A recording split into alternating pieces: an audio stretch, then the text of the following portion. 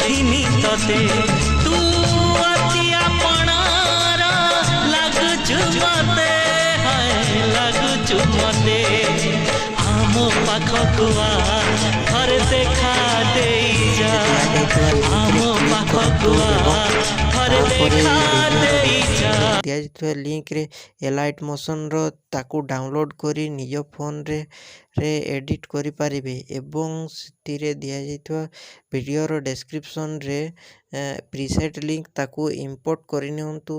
ତାପରେ ସେଥିରେ ଆପଣ ଯାହା କିଛି ଚେଞ୍ଜ କରିବାକୁ ଚାହୁଁଛନ୍ତି ତାହା ଚେଞ୍ଜ କରିପାରିବେ ଏବଂ ନ ଚେଞ୍ଜ କରି ମଧ୍ୟ ଆପଣ ତାକୁ ସିଧା ଡାଉନଲୋଡ଼ କରିପାରିବେ।